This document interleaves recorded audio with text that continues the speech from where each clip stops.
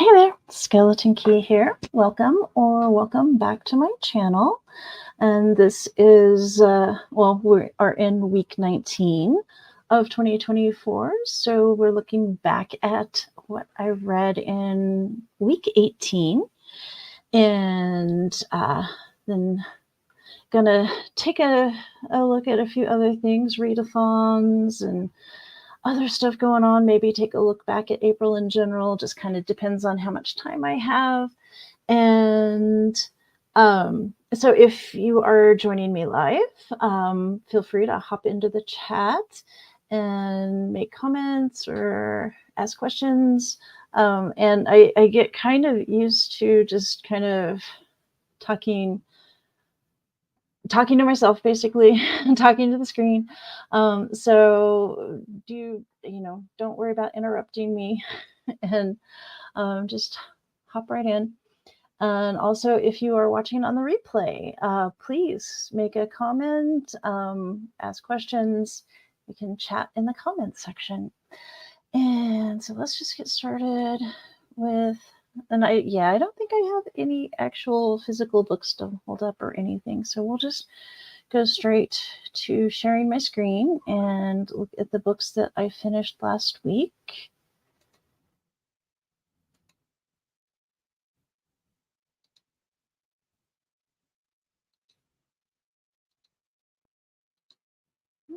Okay. So starting with Toys Go Out, being the adventures of a knowledgeable stingray, a toughy little buffalo, and someone called Plastic by Emily Jenkins. And I listened to this audiobook with Melanie Martinez as narrator.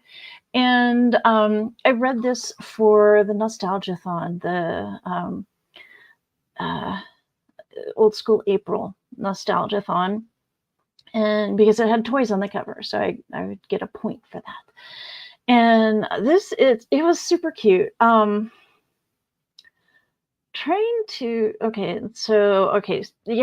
took me a while. I ended up downloading all of them because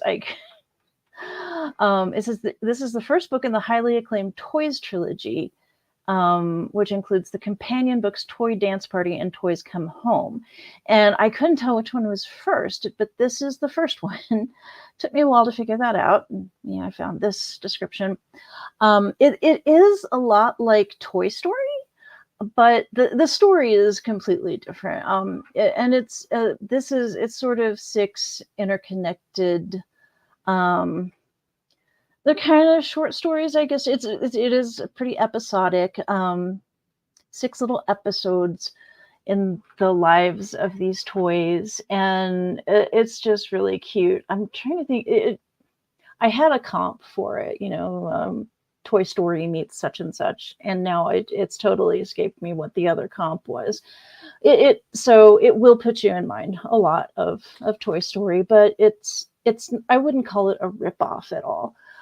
It's just cute and fun, and it's really sweet. I liked it. And so don't have a whole lot to say about it because, I don't do a lot of kidlit. Well, I end up doing a lot of kidlit just because a lot of times I'm looking for something short and quick. But let's see, what else did I finish? Let's see, The 6 Deaths of the Saint. And that is by Alex E. Harrow. Saskia Marlevelt was the narrator. This, I ended up landing on 4 stars for this. It's hard to say what I can tell. It was really well written. It was kind of grim for my taste, my personal taste, though. There's, some body horror in it. It's really well written. It's really emotionally impactful, and it's a fantasy story. And one thing I will say, it's it is audiobook, and only from Audible, so there is no paperback version or anything. It's and it's very purposefully done, but And once you get used to it, it's really interesting. But the point of view kind of shifts in weird ways. Let me just put it that way. And it's really interesting. But it is really short. This is 30 pages, which on an audiobook, a page usually means an hour. So apparently somebody translated the time into pages, and it's a 30-page short story apparently, but it is not 30 hours long. I promise you that. It's wanting to say it's because I had it on like double speed or 1.5 or something. So it was, but it was not long, a couple hours at most, but I'm thinking it was even less than that, maybe 45 minutes. So it is a really quick read, but do go in prepared to pay attention, or else you'll get lost pretty quick, unless I was just being kind of oblivious. But I got lost and I had to go listen to some parts over again because I was lost. So that could just be a me thing. And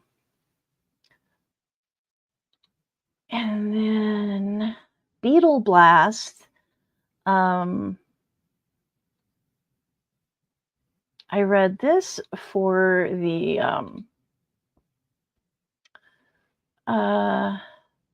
Alphabet Soup mini challenge. We were supposed to read a book with a creepy crawly in the title, like beetle or even butterfly, an insect or a bug or, a spider, arachnid kind of thing. Creepy crawly. So no snakes, just things with too many legs. Because I think, I do not do well. So yeah, that's probably why I only gave it 2 stars. But not just that. I mean, the writing, I guess, was fine, but it was just a style that was not really meant for me. It was meant for middle grade boys, or, well, middle graders who are into bugs and farting. And so, hi, Caitlin. So yeah, not necessarily. Yeah, sorry.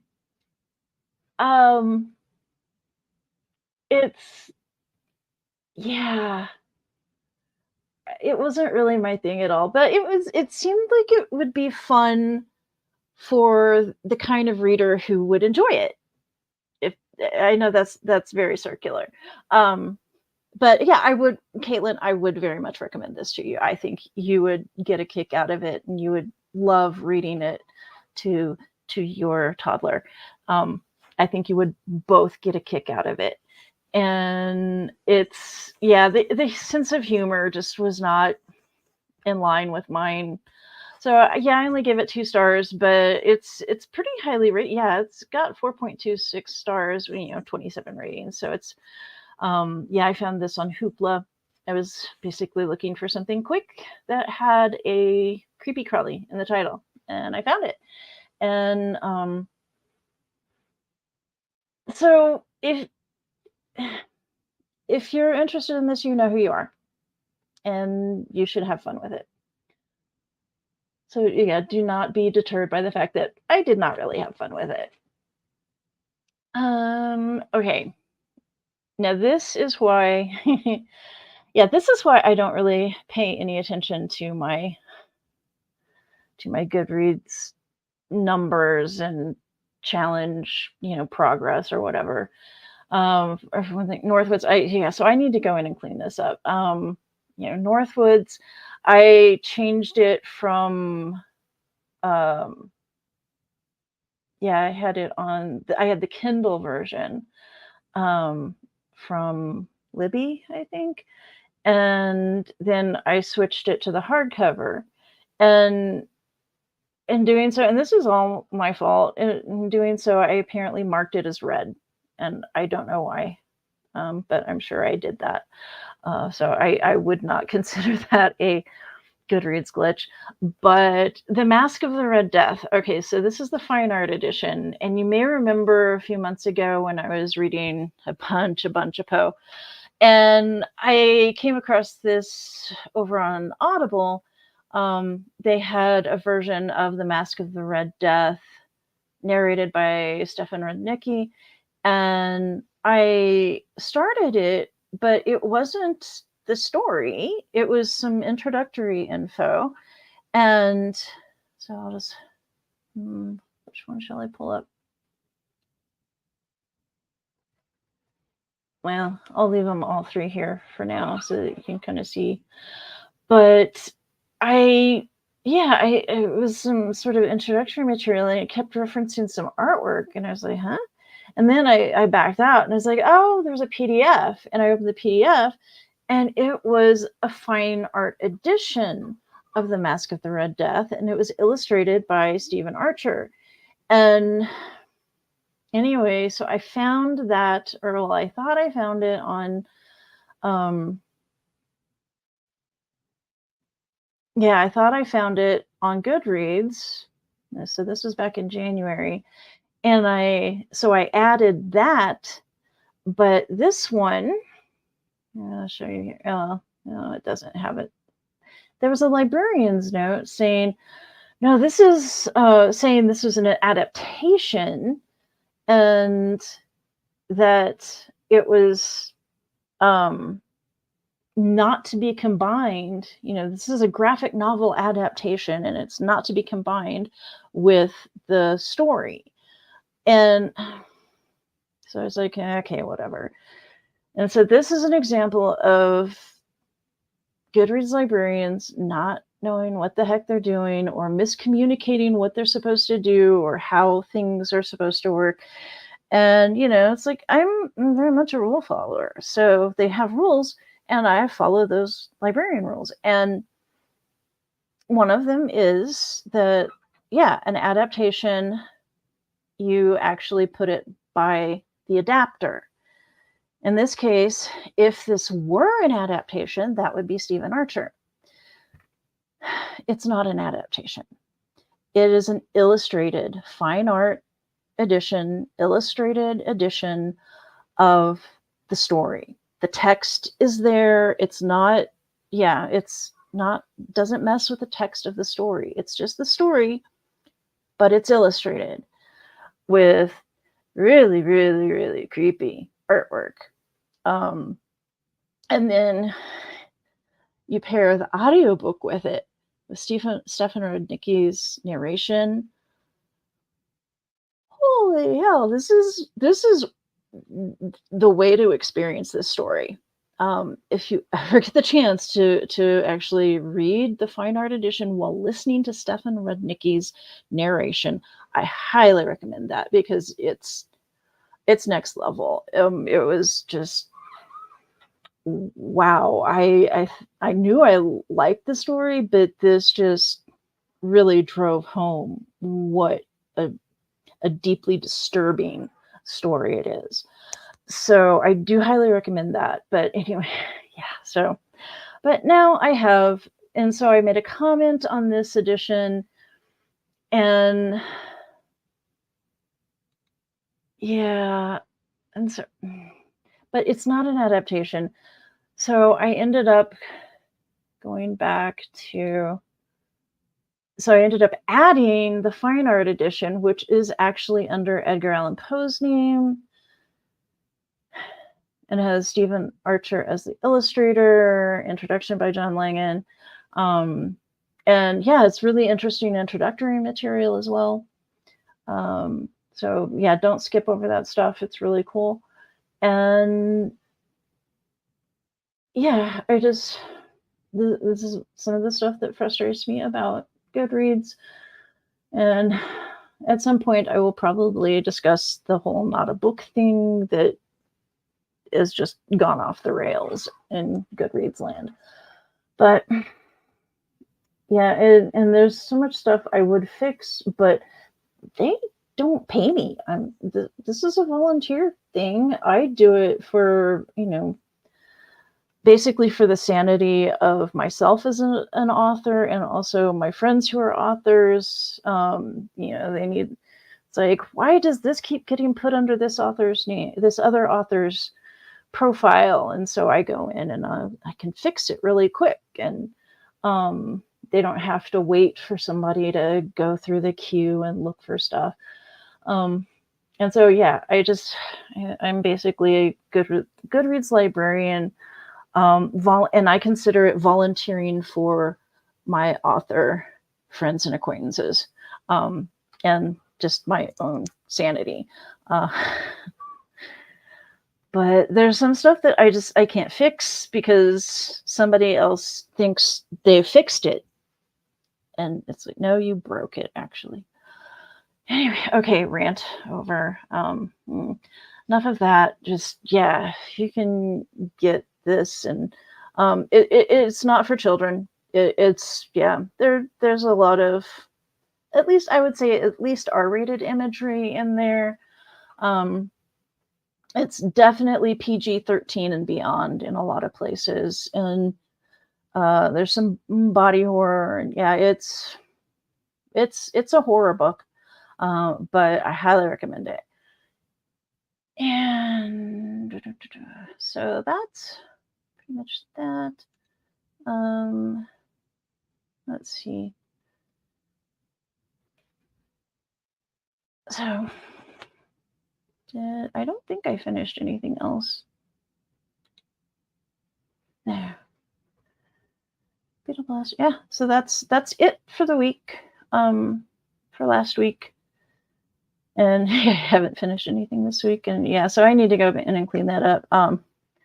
Yeah, today I'm still kind of discombobulated from the weekend, and because, okay, so the good news is that I don't have any blood clots in my leg, and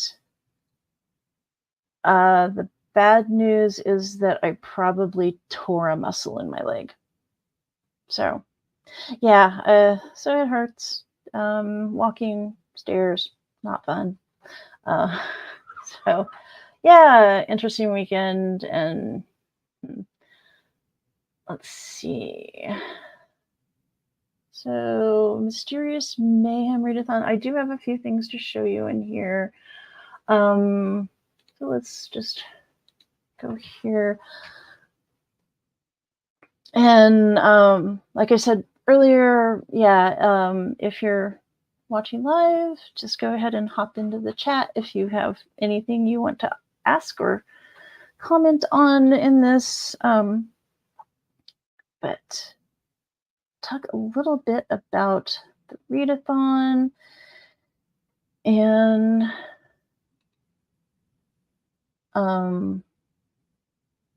so I have not actually finished anything. Well, let's see. Okay, so I did read.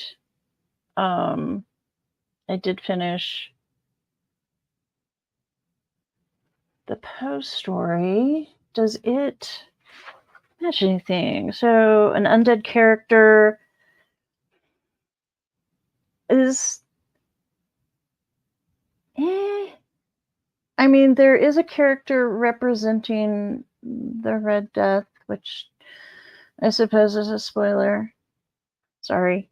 But it's kind of implied in the title. Anyway, but I don't know that I would call that character undead.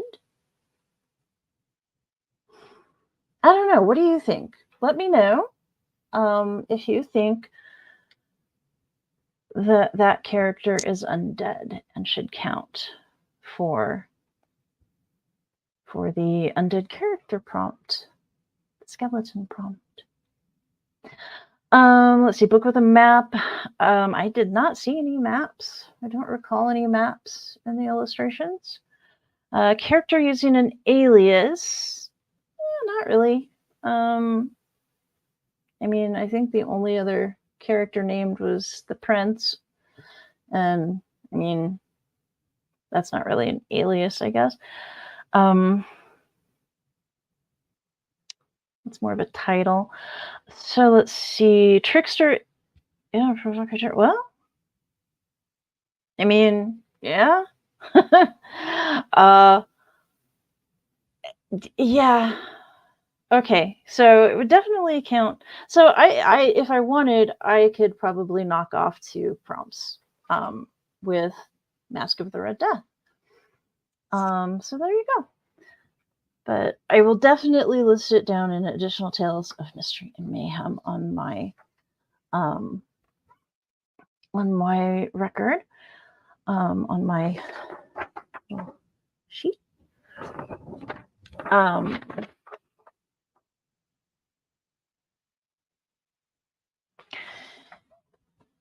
And yeah, so that's all I've done so far. I did remember the other trickster book that I was going to read is Trickster's Choice, which I haven't read it, so I don't know for absolute certain that that's what trickster means in Trickster's Choice. And that is by Tamara Pierce. So let's just go take a look here.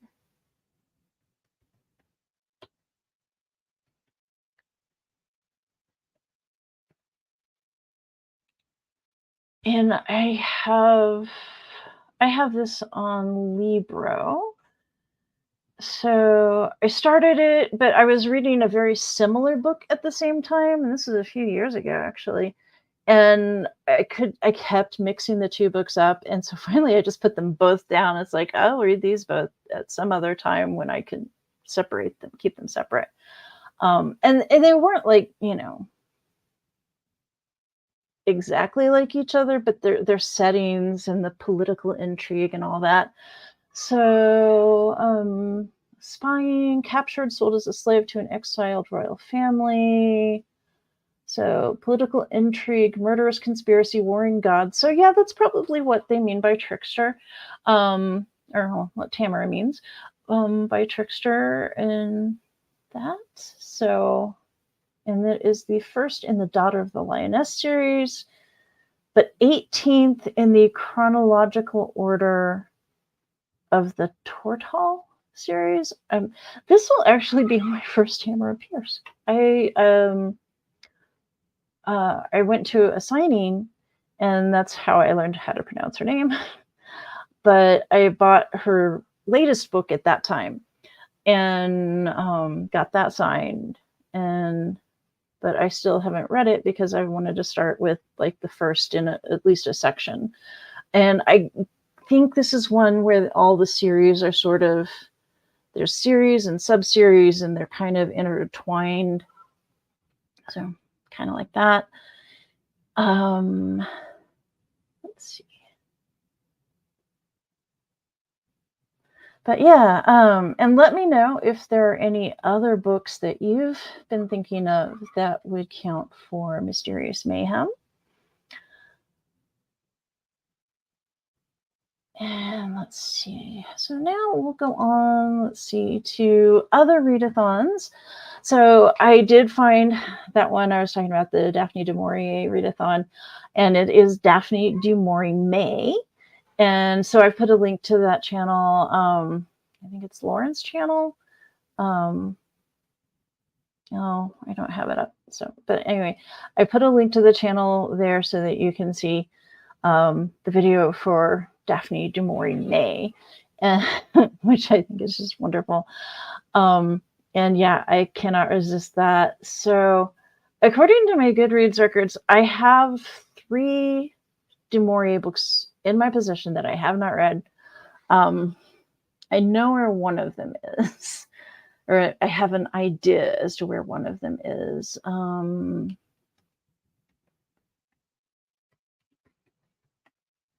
That is The Flight of the Falcon.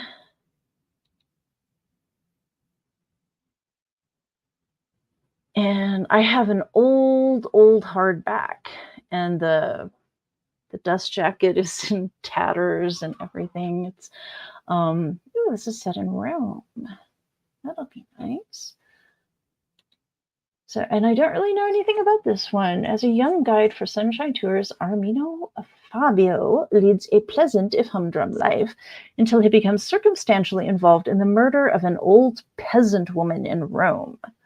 The woman, he gradually comes to realize, was his family's beloved servant many years ago in his native town of Rufano. He returns to his birthplace, and once there, finds it is haunted by the phantom of his brother Aldo, shot down in flames in 43. And then, over 500 years before, the sinister Duke Claudio, known as the Falcon, lived his twisted, brutal life, preying on the people of Rufano. Oh my, this gets all twisty and dark. Well, I mean, it's Du Maurier, right? Interesting. It is not highly rated, and that's like 25, almost 2,600 ratings. Oh my.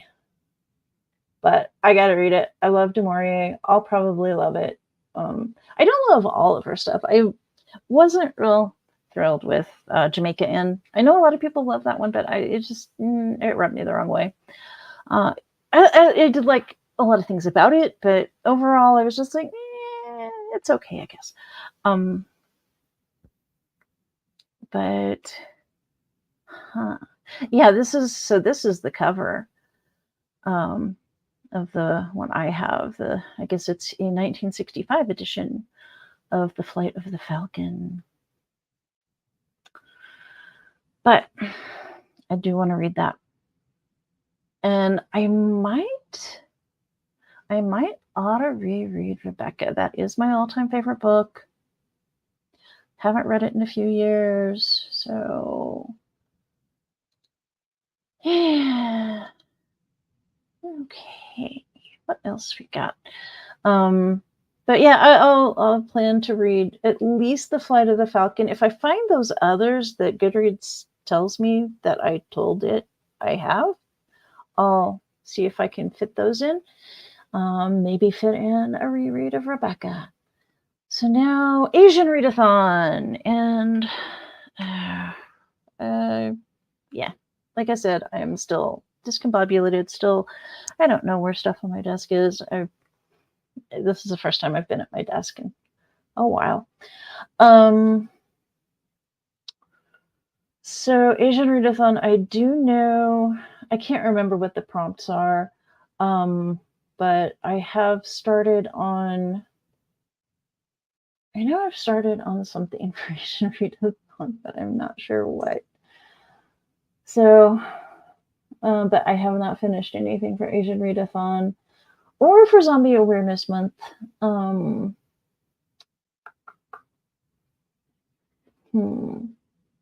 I did find a bunch of, like, over on, Hoopla, a bunch of little free things, all sorts of zombie stuff, kids books and whatnot. And so I might also go through a couple of those, but I have not started on Deathless Divide yet.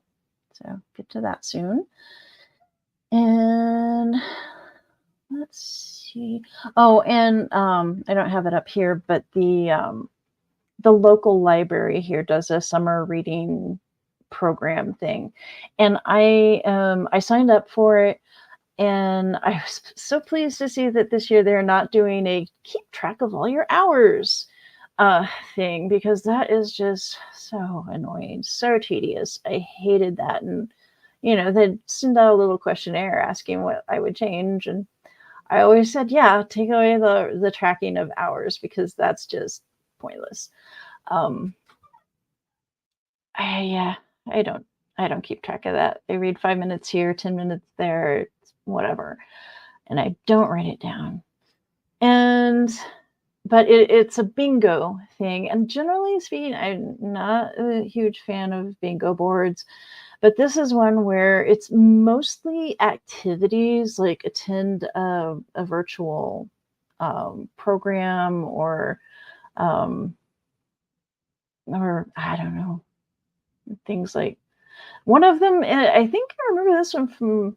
I think this was on last year's bingo board. It's to fly a paper airplane, and I think yes, I do. Oh my gosh! So I still have the paper airplane I made for that. So that will be easy to cross off.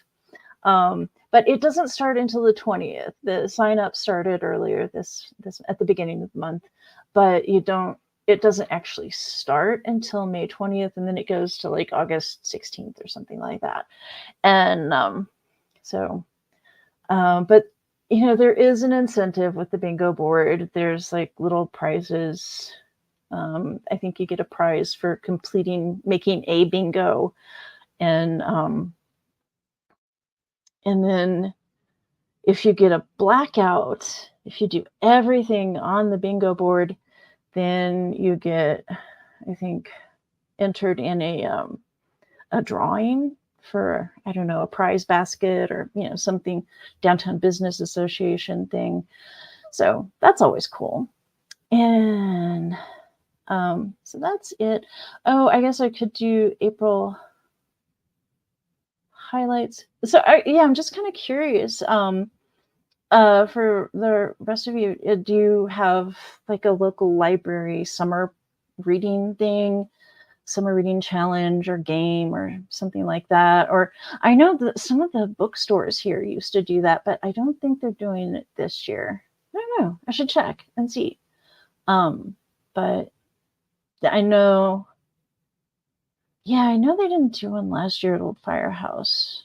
Or if they did, I totally missed it. That's what I get for being out of town for about a month. But I'm curious to know if any of you have anything like that. So and tell me about it in the comments. What kinds of things you do? This one is run through Beanstack, I think. Anyway, it's like a little tracker app that you put on your phone.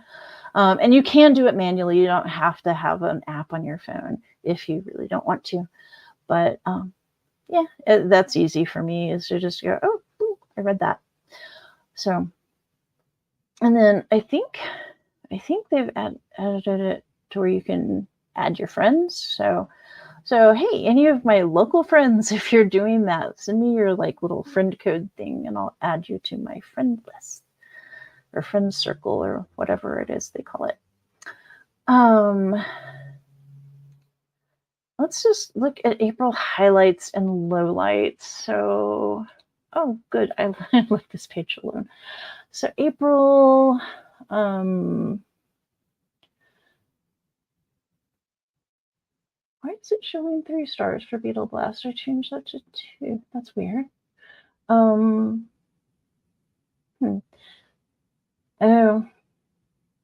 maybe I did that on a different page and it hasn't updated here yet.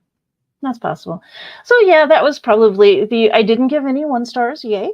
But that was probably my most, I won't say disappointing, because I kind of knew going in it wasn't really going to be quite my thing.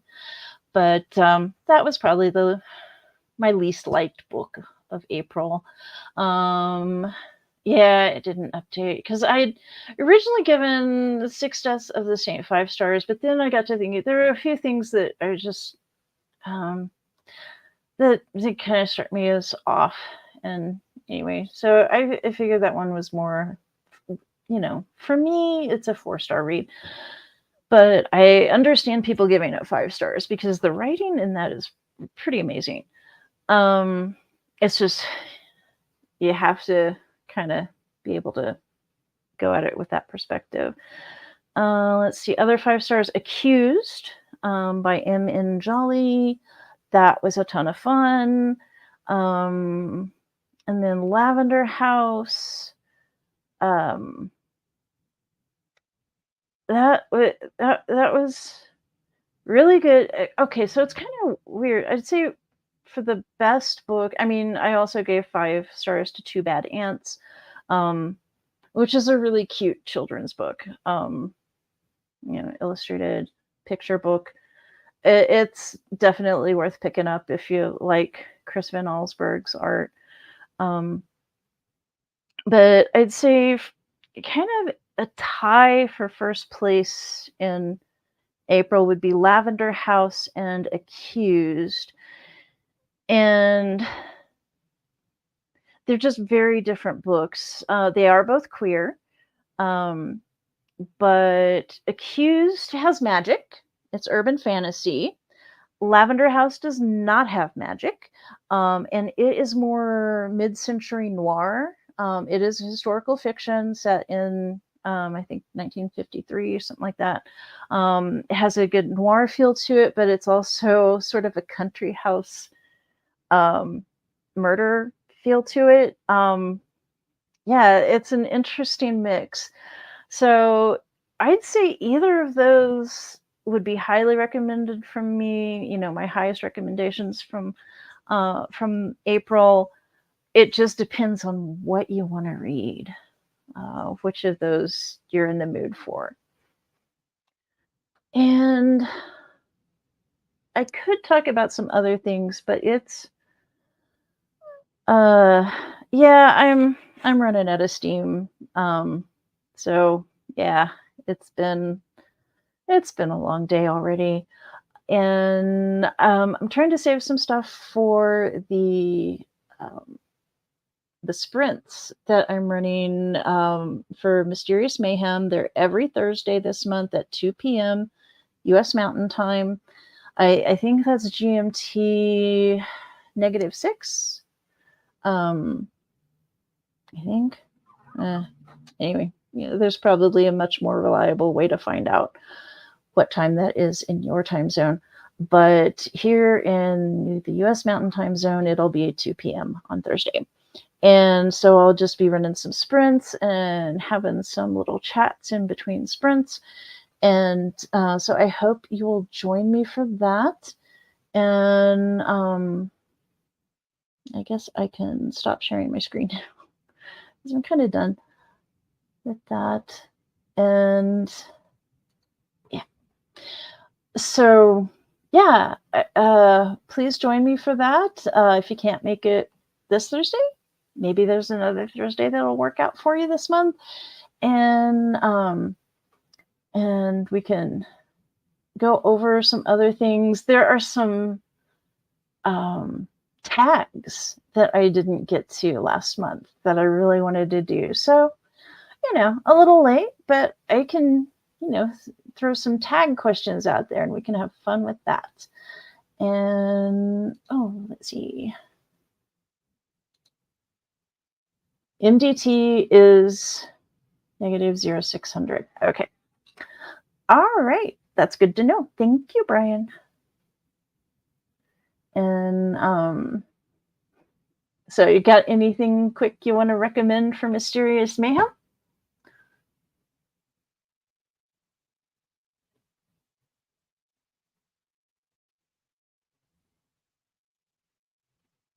No? Want to make sure to give you a chance to speak up. Okay. But yeah, we'll be doing that. And then I'm going to try to, on Monday or Tuesday of each week, do a weekly wrap up. But if I don't get to it on Monday or Tuesday, yeah, my Mondays and Tuesdays are pretty busy this month. I will roll that into my Thursday sprints. So reading, productivity. Ooh. Okay, this would be good for undead character. So Fred, the vampire accountant, friends is a zombie. One of his friends is a zombie. So the vampire accountant is undead, but he also has a zombie friend. So yay. So doubly undead. And there are probably other undead creatures in there too. Maybe? I don't know. But yay, so there is another recommendation for, and I think the title of that one is, I know I've got it somewhere.